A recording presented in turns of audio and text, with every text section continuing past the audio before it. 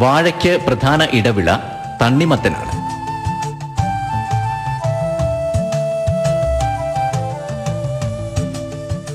നല്ല മധുരമുള്ള കാമ്പും വിത്തിന്റെ അളവ് കുറവുമുള്ള സങ്കര തണ്ണിമത്തൻ ഇനങ്ങൾ തന്നെ കൃഷി ചെയ്യുന്നു. തിരുവില്വാമലയിലെ കടുത്ത വേനൽ തണ്ണിമത്തൻ കൃഷിക്ക് അനുയോജ്യമാണ്. ഒപ്പം നനയുൾപ്പെടെയുള്ള മികച്ച പരിപാലനം കൂടിയാകുമ്പോൾ ഇത് ആദായ കൃഷിയായി മാറും. തണ്ണിമത്തന് പുറമെ ചീരയും തോട്ടത്തിൽ വ്യാപകമായി വളർത്തുന്നു. വേനലിൽ നല്ല വിപണിയുള്ള പച്ചക്കറിയാണ് സലാഡ് വെള്ളരി. അതുകൊണ്ട് ഇതിന്റെ കൃഷിക്കും ഇവിടെ പ്രാധാന്യം നൽകുന്നുണ്ട്. ഇടവിളയായും തനിവിളയായും സലാഡ് വെള്ളരി വളർത്തുന്നു. വാഴയ്ക്ക് ടിഷ്യൂ കൾച്ചർ ആയാലും ഏത് വാഴയായാലും ഇനീഷ്യൽ സ്റ്റേജിൽ അധികം തണലൊന്നും ഉണ്ടാവില്ല. അപ്പോൾ ആ വാഴയുടെ ഇടയ്ക്ക് കുക്കുംബറും ചെയ്തിട്ടുണ്ട്, അതേപോലെ തന്നെ തണ്ണിമത്തനും ചെയ്തിട്ടുണ്ട്. അപ്പോൾ അതിനധികം ലേബർ വേണ്ട. അതിൻ്റെ ഇടയ്ക്ക് രണ്ട് വാഴയുടെ ഇടയ്ക്ക് ഒരു വിത്തിട്ട് കഴിഞ്ഞാൽ അതിന് വാഴയ്ക്ക് കൊടുക്കുന്ന അതേ ശുശ്രൂഷ തന്നെ കൊടുത്താൽ മതി. ഇതിന് വേറെ അഡീഷണൽ ആയിട്ടില്ല. അപ്പോൾ നമുക്ക് ഇതിൻ്റെ ഇടവിളയായിട്ട് കിട്ടുകയും ചെയ്യും. ഇതിന് 3 മാസത്തെ ലൈഫേ ഉള്ളൂ. ആദ്യത്തെ ഇനീഷ്യൽ സ്റ്റേജിൽ 3 മാസം കൊണ്ട് ഇതിൻ്റെ വിളവെടുക്കാം. വാഴ പൊങ്ങി വരുമ്പോഴേക്കും ഇതിൻ്റെ പീരീഡ് കഴിയും. പിന്നെ അതിന് യാതൊരു പ്രോബ്ലം ഇല്ല. ഈ ഇടവിള ചെയ്യുമ്പോൾ നമുക്ക് കിട്ടുന്ന ഇൻകം ഒരു അഡീഷണൽ ഇൻകം ആണ്. ശീതകാല പച്ചക്കറികളുടെ കൃഷിയിലും കുരുവിള സാർ വളരെ തൽപരനാണ്. കാബേജും കാളിഫ്ലവറും ഒക്കെ ചീനി ഫാംസിൽ ഇന്ന് സുലഭമായി വിളയിക്കാനാവും. ഞാനൊരിക്കൽ മൂന്നാറിൽ ചെന്നപ്പോൾ കാബേജ് കൃഷി ചെയ്യുന്ന സ്ഥലത്ത് ചെന്നപ്പോൾ ഒരു പയ്യൻ ഒരു കപ്പിനകത്ത് എന്തോ ഒരു സാധനം കൊണ്ടുവന്ന് ഇതിൻ്റെ എല്ലാത്തിൻ്റെയും കൂമ്പിൽ ഒഴിച്ചുകൊണ്ടിരിക്കുക. അപ്പോൾ ഞാൻ ചോദിച്ചു ഇതെന്താണെന്ന് ചോദിച്ചു. അപ്പോൾ പറഞ്ഞു ഇത് മരുന്നാണ്. നോക്കിക്കഴിഞ്ഞപ്പോൾ എക്കാലക്സ് വെള്ളത്തിൽ കലക്കിയിട്ട് കൂമ്പിൽ ഒഴിച്ചുകൊണ്ടിരിക്കുക. അപ്പോൾ ഞാൻ ചോദിച്ചു എടാ ഇത് മനുഷ്യൻ കഴിക്കുന്നതല്ലേ, ഇത്രയും കട്ടിയിൽ എക്കാലക്സൊക്കെ നീ ഒഴിച്ചാൽ എങ്ങനെയാണ്? എൻ്റെ സാറേ ഇത് പുഴുവില്ലാതെ കിട്ടണമെന്നുണ്ടെങ്കിൽ ഇതേപോലെയുള്ള മരുന്നൊക്കെ ചെയ്തേ പറ്റുള്ളൂ, അല്ലാതെ ഇത് കിട്ടാൻ പോകുന്നില്ല. അതിനുശേഷം ഞാൻ എവിടെ ചെന്നാലും ക്യാബേജ് നിവർത്തിയുണ്ടെങ്കിൽ കഴിക്കില്ല. മാർക്കറ്റിൽ നിന്ന് മേടിക്കാറേ ഇല്ല. ഞാൻ എൻ്റെ വീട്ടിലെല്ലാവരോടും പറഞ്ഞു ക്യാബേജ് നമ്മൾക്ക് നല്ല ഉറപ്പുണ്ടെങ്കിൽ മാത്രം ക്യാബേജ് കഴിക്കാമെന്ന്. അപ്പോൾ ക്യാബേജിനെ പറ്റി സംസാരിച്ചപ്പോൾ ഈ പെരുമാട്ടിയിലെ കൃഷി ഓഫീസർ എന്നോട് ഒരിക്കൽ പറഞ്ഞു ഇത് നമ്മുടെ ചൂടുള്ള കാലാവസ്ഥയിൽ, സാധാരണ ഇത് വളരുന്നത് തണുപ്പ് സ്ഥലത്താണ്, പക്ഷെ ചൂടുള്ള കാലാവസ്ഥയിൽ വളരുന്ന ക്യാബേജിൻ്റെ വിത്ത് തരാം. അങ്ങനെ അദ്ദേഹം തന്നൊരു വിത്ത് ആദ്യമായിട്ട് ഒരു പരീക്ഷണമായിട്ട് ഞാൻ നോക്കിയതാണ്. ഞാൻ ഇവിടെ തന്നെ പാകി മുളപ്പിച്ച് ഇപ്പം നട്ടിരിക്കുന്നത്. ഇതിനകത്ത് യാതൊരുവിധ കെമിക്കൽ പെസ്റ്റിസൈഡും അപ്ലൈ ചെയ്തിട്ടില്ല. കമ്പോസ്റ്റ് ആണ് മെയിനായിട്ടുള്ള വളം. പിന്നെ നനയ്ക്കും, കുത്തിയിളക്കും, ഈ ആര്യവേപ്പിൻ്റെ ഇലയുടെ സത്ത്, വെർമി വാഷ്, ഇതൊക്കെ അപ്ലൈ ചെയ്യുന്നല്ലാതെ വേറെ യാതൊരു വിധതയില്ല. കളശല്യം നിയന്ത്രിക്കാൻ തൊഴിലാളികളെ മാത്രം ഉപയോഗപ്പെടുത്തുക എന്നത് വലിയ തോട്ടങ്ങളിൽ പ്രായോഗികമല്ല. ഇത് തരണം ചെയ്യാൻ വീഡ് കട്ടറിനെയാണ് കുരുവിള സാർ ആശ്രയിക്കുന്നത്. ഇതിന്റെ സഹായത്തോടെ കുറഞ്ഞ സമയത്തിനുള്ളിൽ തന്നെ പരമാവധി കള നിയന്ത്രണം സാധ്യമാവുന്നു.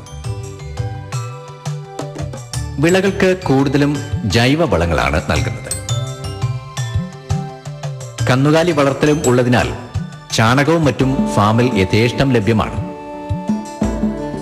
ഇതിനു പുറമെ 4 ടാങ്കുകളിൽ മണ്ണിര കമ്പോസ്റ്റ് ഉണ്ടാക്കുന്നു.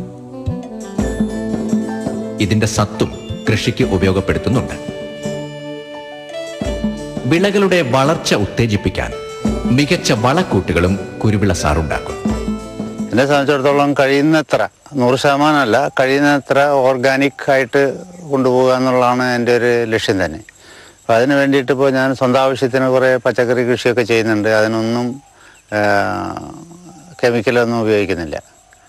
വെജിറ്റബിൾസിന് ഒരുമാതിരിയുള്ള കേടിനൊക്കെ ഞാൻ ഉപയോഗിക്കുന്നത് ഇവിടെ ഈ ചാണകത്തിൻ്റെയും പച്ചിലയും എല്ലാം കൂടി വെർമി കമ്പോസ്റ്റ് ഉണ്ടാക്കുമ്പോൾ അതിൻ്റെ വെർമി അല്ലെങ്കിൽ മണ്ണിര വിടുന്നതിന് മുമ്പുള്ളൊരു പ്രീ സ്റ്റേജ് ഉണ്ട്, 10-15 ദിവസം ഒരു ഡീകമ്പോസ് ചെയ്യാനായിട്ട്. ആ സമയത്ത് ഉണ്ടാകുന്ന വാഷ്, ആ ലിക്വിഡ് ഇതിനകത്ത് ഈ ഡ്രമ്മിനകത്ത് കളക്ട് ചെയ്തിട്ട് അതിൻ്റെ കൂട്ടത്തിൽ ആര്യവേപ്പിൻ്റെ ഇല ഇടും. ആര്യവേപ്പിൻ്റെ ഇല ഇട്ട് കഴിഞ്ഞാൽ ഇതിനകത്ത് യാതൊരുവിധ കൃമികീടങ്ങളോ അല്ലെങ്കിൽ കൊതുകൊന്നും ഉണ്ടാകുകയില്ല. ഇത് കുറച്ച് നാൾ കഴിയുമ്പോൾ എല്ലാ ദിവസവും ഇളക്കിക്കൊണ്ടിരിക്കണം. ഇളക്കിക്കൊണ്ടിരുന്ന് കഴിഞ്ഞിട്ട് ദിവസം 1 പ്രാവശ്യം 2 പ്രാവശ്യം ഇളക്കിയാൽ മതി. അത് ഒരു 10-20 ദിവസം കഴിയുമ്പോഴേക്കും ഒരുമാതിരി പാകാവും. അത് കൂടുതൽ നാൾ വയ്ക്കുകയാണെങ്കിൽ അത്രയും പവർ കൂടും. അത് ഈ ഒരുമാതിരിയുള്ള ഈ മുഞ്ഞ അല്ലെങ്കിൽ അതേപോലെ ചെറിയ വിധത്തിലുള്ള പച്ചക്കറിക്കൊക്കെ വരുന്ന കീടകൾക്കൊക്കെ അപ്ലൈ ചെയ്താൽ വളരെ നല്ലതാണ്. വളമാണ്, അതോടൊപ്പം തന്നെ ഇത് കീടനാശിനിയും കൂടിയാണ്. റേഷ്യോ നമ്മൾ കൂടുതൽ ദിവസം കഴിഞ്ഞിട്ടാണെങ്കിൽ അതനുസരിച്ച് വീര്യം കൂടും. ഒരു 10-20 ദിവസം കഴിഞ്ഞിട്ടാണെങ്കിൽ നമ്മൾക്കൊരു 1/3 ഇത് ഉപയോഗിക്കാം. 2 ടൈം ഇത് പച്ചവെള്ളം ഉപയോഗിക്കാം. അത് അതിൻ്റെ വീര്യം അനുസരിച്ചിരിക്കും. കൂടുതൽ വീര്യം കൂടുന്തോറും അത് നല്ല കറുത്ത കളറാവും. ഇപ്പം അത്രയും ആയിട്ടില്ല. ഇത് വിട്ടിട്ട് 7 ദിവസമായിട്ടുള്ളൂ ഈ ഇല ഇട്ടിട്ട്. അത് ശരിക്കും നല്ല കറുത്ത കളറാകുമ്പോൾ അതനുസരിച്ച് വീര്യം കൂടും. അത് നല്ലൊരു എല്ലാത്തിനും ഉപയോഗിക്കാവുന്ന ഒരു ഔഷധമാണ്, ഒപ്പം തന്നെ വളമാണ്. ഞാൻ മെയിനായിട്ട് ഉപയോഗിക്കുന്ന ജൈവവളം മണ്ണിര കമ്പോസ്റ്റാണ്. എനിക്കിപ്പോൾ ഒരു 60 അടി നീളം 5 അടി വീതിയുള്ള വലിയ യൂണിറ്റ് ഉള്ളതുകൊണ്ട് എനിക്ക് ഒരു ആവശ്യത്തിനുള്ള വളം മിക്കവാറും ഇവിടെ തന്നെ ഞാൻ പ്രൊഡ്യൂസ് ചെയ്യുന്നുണ്ട്. ഇതിൻ്റെ റോ മെറ്റീരിയൽ കൂടുതലും വാഴയാണ്. ഏതൊരു കൃഷിക്കാരനായാലും ചാണകം, കന്നുകാലി വളർത്തൽ നടത്തുമ്പോൾ ചാണകം കിട്ടും. ഒപ്പം തന്നെ വാഴ കൃഷി ഉണ്ടെങ്കിൽ, എൻ്റെ ഒരു അനുഭവം പറഞ്ഞാൽ വാഴ കൃഷി ഉണ്ടെങ്കിൽ ഇഷ്ടംപോലെ റോ മെറ്റീരിയലാണ് മണ്ണിര കമ്പോസ്റ്റ് ഉണ്ടാക്കുന്നതിന്. അപ്പോൾ വാഴയുടെ തണ്ട്, ഇല, പിണ്ടി, ബാക്കി വാഴയുടെ കൊല കഴിച്ച് ബാക്കി വരുന്ന വേസ്റ്റ് എല്ലാം ഇതിനകത്ത് കൊത്തിയരിഞ്ഞിട്ട് കഴിഞ്ഞാൽ നല്ല വളം കിട്ടും. നല്ലൊരു മീഡിയമാണ്, മണ്ണിരയെ വളർത്തുന്നതിന് നല്ലൊരു മീഡിയമാണ്. അപ്പോൾ മണ്ണിര കമ്പോസ്റ്റാണ് കൂടുതലും ഞാൻ ഉപയോഗിക്കുന്നത്. പിന്നെ തെങ്ങിന് കുറച്ചൊക്കെ രാസവളം ഉപയോഗിക്കും.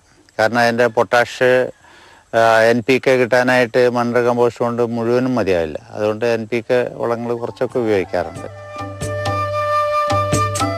പോത്ത് വളർത്തലിനും കുരുവിള സാർ തുടക്കമിട്ടിട്ടുണ്ട്.